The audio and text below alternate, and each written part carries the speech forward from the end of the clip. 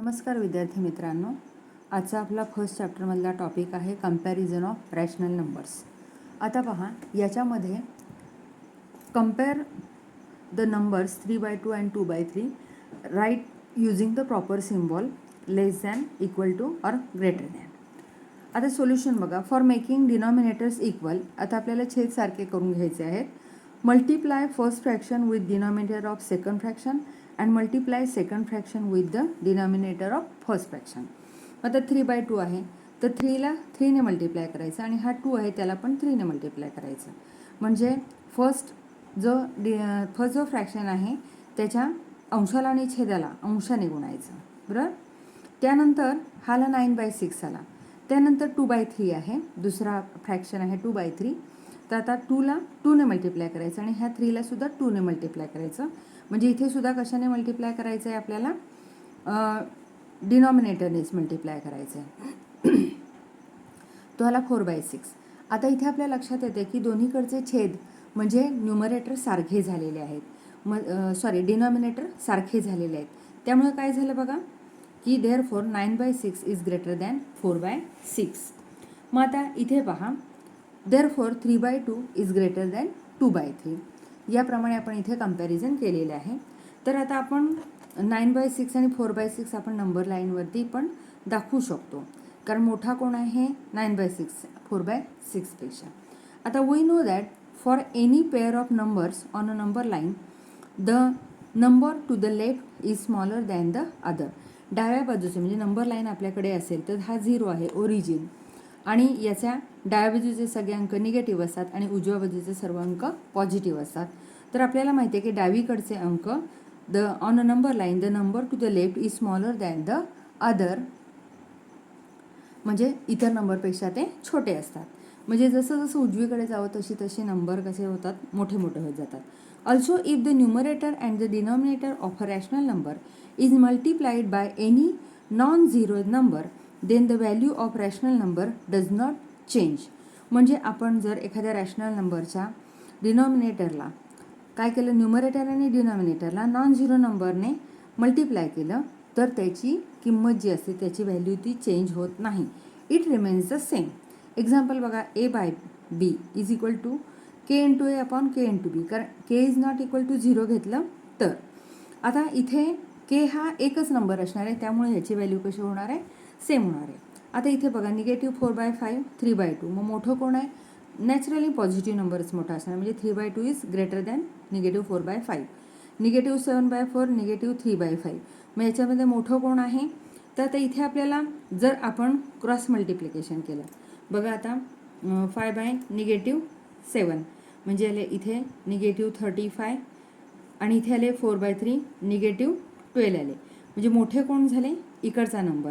म्हणजे हा नंबर कसा झाला? मोठा झाला.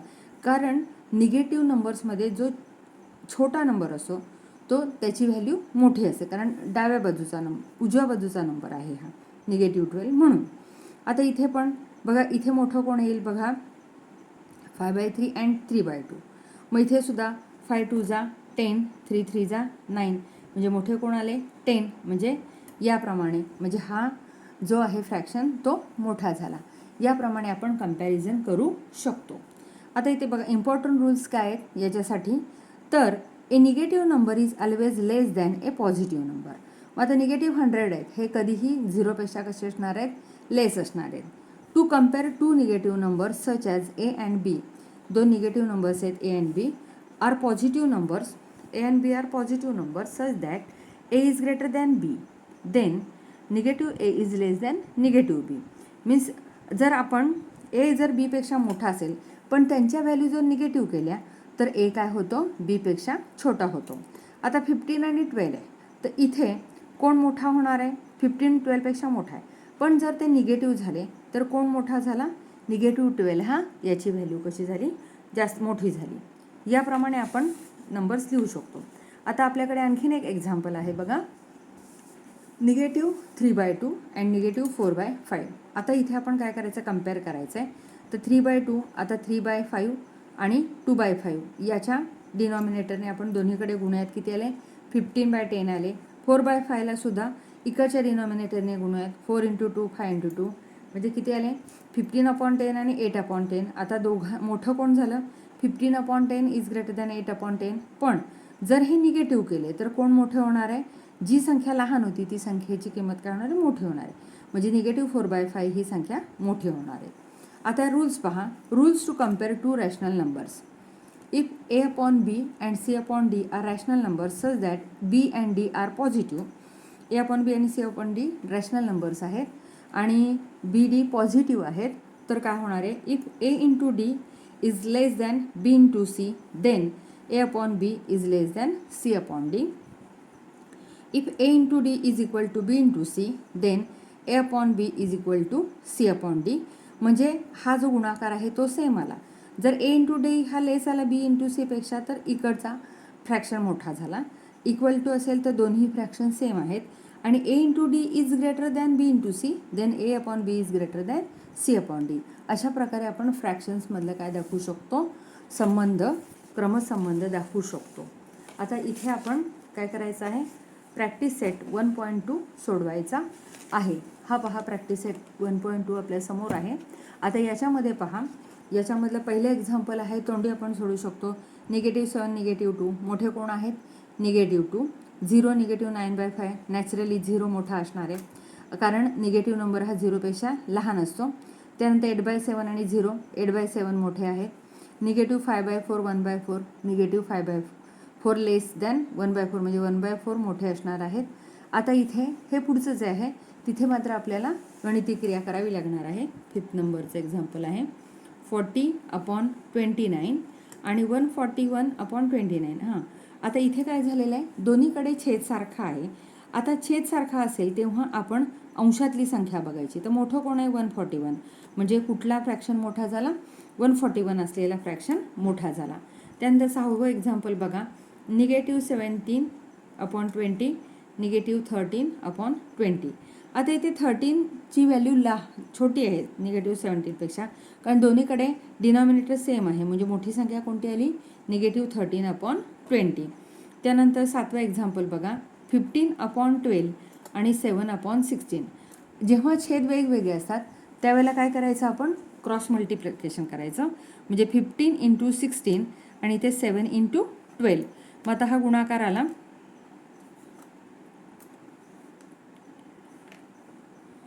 16 16 आणि 8 240 आणि ह्याला 84. आता मोठं कोण आहे 240, म्हणजे कुठला फ्रॅक्शन मोठाला 15/12 इज ग्रेटर दॅन 7/16. याप्रमाणे आपण हे फ्रॅक्शनमध्ये कंपॅरिझन करू शकतो. त्यानंतर 8वं बघा एक्झाम्पल आहे,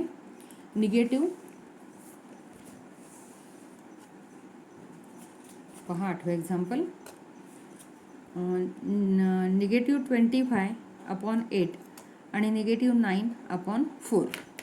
मग आता -25 × 4 आणि -9 × 8. मग आता हे किती आले, 100 आले, -100 आणि हे -72 आले. तर मोठे कोण आले, -72. म्हणजेच -25/8 इज लेस दॅन -9/4. याप्रमाणे आपण हे इथे कंपॅरिझन केलेलं आहे 8वं एक्झाम्पल. आता त्यानंतर 9वं आहे ते तुम्ही पुन्हा क्रॉस मल्टिप्लिकेशन करून पाहू शकता. 12×5 = 60 60 आणि 15×3 = 45. म्हणजे मोठं कोणाला, इकडचा फ्रॅक्शन मोठा आलेला आहे. त्यानंतर 10वं एक सोडून देते तुम्हाला एक्झाम्पल. 10वं पहा, -7/11 आणि -3/4. मग आता इथे बघा, -7 × 4 -3 × 11. इथे आले -28, इथे आले -33. आता निगेटिव्हमध्ये मोठं कोण आहे, -78. म्हणजेच -7/11 इज ग्रेटर दॅन -3/4. अशा प्रकारे आपण हे एक्झाम्पल्स प्रॅक्टिस सेट 1.2 मधली एक्झाम्पल्स सोडवलेली आहेत. आता ह्याच्यातच आपण पुढचा टॉपिक पाहणार आहोत, decimal representation of rational numbers. मी इथे पुस्तकामध्ये तुम्हाला समजावून देते. If we use decimal fraction while dividing the numerator of a rational number by its denominator we get the decimal representation of a rational number. म्हणजे आपल्याला जर अपूर्णांक संख्या दिलेली असेल, आता एक्झाम्पल इथे पाहूयात. आता 5/2 आहे, तर आता ह्या 2ने आपण 5ला डिव्हाइड केलं, म्हणजे 2ने 5ला भागलं तर 2 दुणे 4, 1 उरला, 2 पंचे 10, 2.5 हे काय झालं, त्याचं डेसिमल रिप्रेझेंटेशन झालं. फॉर एक्झाम्पल बघा, इथे एक एक्झाम्पल दिलेलं आहे, 7/4 is equal to 1.75. In this case after dividing 7/4 the remainder is 0. Hence the process of division ends. म्हणजे इथे आन्सर आलेला आहे, डिव्हिजनची प्रोसेस थांबलेली आहे. Such a decimal form of rational number is called a terminating decimal. अशा डिव्हिजनला आपण काय म्हणतो, टर्मिनेटिंग डेसिमल असं म्हणतो. We know that every rational number can be written in a non terminating recurring decimal form. Non terminating फॉर्ममध्ये आपण लिहू शकतो. उदाहरणार्थ बघा, 7/6 किती आले, 1.16666. हा कसा झाला, पुन्हा पुन्हा येते, आवर्ती झाला, म्हणून त्याला आपण रिकरिंग म्हणतो, म्हणून हा इथे पण टिंब दिलेला आहे. त्यानंतर 5/6 0.8333 म्हणजे 3वर टिंब दिलेला आहे. त्यानंतर -5/3 -1.6666वर टिंब दिला. त्यानंतर 22/7 3.1428571428 म्हणजे 142857 हा नंबर कसा आलेला आहे, रिपिटेटिव्ह झालेला आहे, रिकरिंग आलेला आहे, म्हणून त्याच्यावरती पूर्ण रेंज दिलेली आहे. त्यानंतर 23/99 0.2323 आलेला आहे, म्हणजे तो कसा झाला आहे, 0.23 त्याच्यावर बार काढलेला आहे. म्हणजे जेव्हा तो संख्यांचा संच पुन्हा पुन्हा येतो तेव्हा आपण त्याच्यावरती रेष देतो, आणि एकच संख्या पुन्हा पुन्हा येत असेल तर आपण त्याच्यावरती टिंब देतो, डॉट देतो. अशा प्रकारे आपण त्यांचं डेसिमल फॉर्मेशन लिहितो. Similarly A terminating decimal form can be written as a non terminating recurring decimal form. म्हणजे जर पूर्ण भाग गेला असेल त्याला आपण टर्मिनेटिंग असं म्हणतो. तर अशा वेळेला आपण काय करतो, आता 1.75 भागाकार पूर्ण झाला, पण जर तो मला रिकरिंगमध्ये लिहायचा असेल तर मी कसा लिहिणार, 1.75 0वरती टिंब देणार, कारण आपण 0 किती वेळा लिहिलं तरी ह्या डेसिमल फॉर्मची किंमत बदलत नाही. म्हणजे अशा प्रकारे आपण इथे हे टर्मिनेटिंगचं नॉन टर्मिनेटिंग रिकरिंगमध्ये फॉर्मेशन लिहू शकतो. आता आपण हा छोटासाच प्रॅक्टिस सेट आहे 1.3. हा आपण इथे यातली काही तुम्हाला छेद मोठा असलेली उदाहरण मी सोडून देते. पहिलं आपण सोडूयात 9/37. आता पहिलं एक्झाम्पल पहा, 9/37. 37ने आपण 9ला डिवाइड करायचं आहे, मग इथे आपण 0 घेणार, म्हणजे आपण काय येणार, इथे डेसिमल पॉईंट देणार आणि इथे 0 लिहून 0 पॉईंट लिहिणार. आता 90 म्हणजे भाग कितीचा गेला, 2चा, -74 उरले किती बघा, कोण घेतले 0, भाग लागला 4चा, 148 मायनस इथे उरले किती 2, 1 वरून घेतले 0, पुन्हा भाग लागला 3चा, 3 7 21, 3 3 9 10 11, 111 उरले किती 9 0 0, म्हणजे पुन्हा 9वर 0 दिलं की भाग पुन्हा कितीचा लागणार आहे, 2चा, म्हणजेच हा भागाकार किती आला आहे, 0.243 रिकरिंग म्हणून मी त्याच्यावरती काय दिलेलं आहे, रेष दिलेली आहे. आता आपण दुसरा भागाकार इथे करूयात. 18/42. आता इथे 2ने भाग जातोय, म्हणजे 2 9 18 आणि 21. आता आपण 21ने 9ला भागायचं आहे, 0 पॉईंट पुन्हा 0 बघा, त्यानंतर 21 3 63, 21 चौक 84, 6 21 2 42, 42 180, 21 8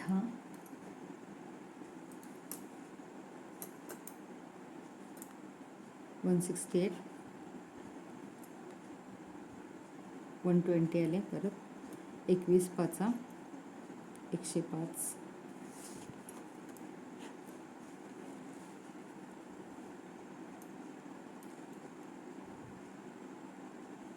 पुन्हा 150.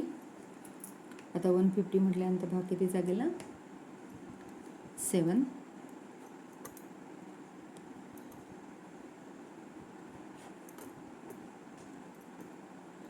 3 आले, वरून घेतले 0, 21 एके 21, उरले 9. 9 उरले म्हणजे पुन्हा 9 बाकी आलेली आहे, म्हणजे आपला भागाकार काय झालेला आहे 0.428571 रिकरिंग.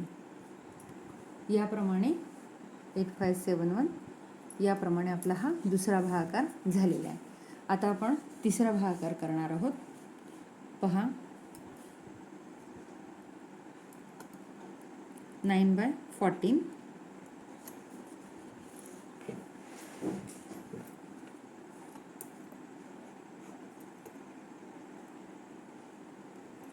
पुन्हा 0.684 0 आले 60 56 10 6 आणि 4 10 40 14 2 28 10 8 आणि 2 10 वरून आले 1 उरला 120 14 8 112 8 उरले 80 पुन्हा 14 5 70 0 10 उरले 100 14 7 98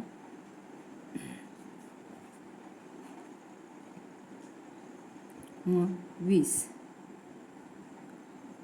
0 आले इथे 14 1 14 6 उरले ते 0 आले. आता इथे 60 घेतल्यानंतर पुन्हा भाग 6 वर 0 घेतले तर पुन्हा भाग कितीचा जाणार आहे 14 चोक 56. मग पुन्हा 4 बाकी उरते, म्हणून मग काय झालं इथे पहा.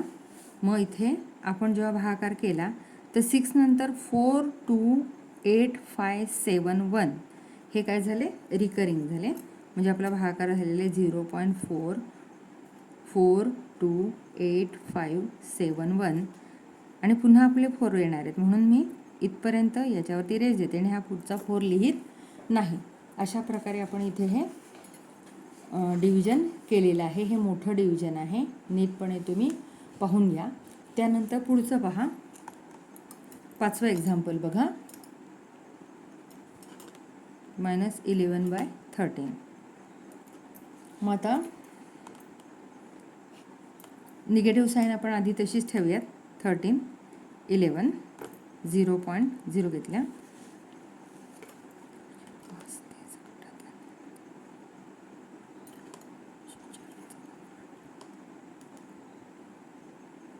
104 10 6 आले 0 0 60 आले 33 53 52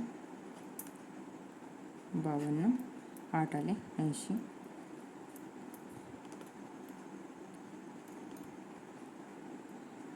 63 78 8 आणि 2 10 20 13 1 13 7 उरले 70 33 39 53 13 5 65 65 5 50 13 3 39 39 10 9 आणि 1 10 5 4 1 मी पुन्हा 110 येणार, म्हणजे पुन्हा भाग कितीचा लागणार आहे 8चा भाग लागणार आहे, म्हणजेच हा भागाकार काय झाला निगेटिव्ह येणार. हा भागाकार निगेटिव्ह 0.84615 कारण पुन्हा 8 पासूनच इथे काय झालेली आहे सुरुवात झालेली आहे. अशा प्रकारे हे तुम्हाला मी आजच्या व्हिडिओमध्ये 2 एक्सरसाइज सोडवून दिलेले आहे. तर आपला तास पुन्हा बुधवारी येतो, पुढच्या बुधवारी, म्हणजे आजच्या ह्या बुधवारची तारीख किती आहे 25/8/21. तर तुम्ही हा पूर्ण आठवडाभर हे पूर्ण व्हिडिओ पाहायचा आहे आणि हे दोनही एक्सरसाइज आपल्या वहीमध्ये व्यवस्थितपणे सोडवायचे आहेत. आणि ही सर्व सॉल्व एक्झाम्पल्स आहेत ती आपल्या वहीमध्ये व्यवस्थितपणे लिहून घ्यायची आहेत. इथे मी तुम्हाला दोन्ही एक्सरसाइज सोडून दिलेले आहेत, तर त्या दोन्ही एक्सरसाइजचा अभ्यास आपण व्यवस्थितपणे करायचा आहे. हे बघा, हा प्रॅक्टिस सेट आहे 1.2 आणि हा प्रॅक्टिस सेट आहे 1.3. अशा प्रकारे तुम्ही हा सर्व अभ्यास व्यवस्थितपणे करायचा आहे. धन्यवाद.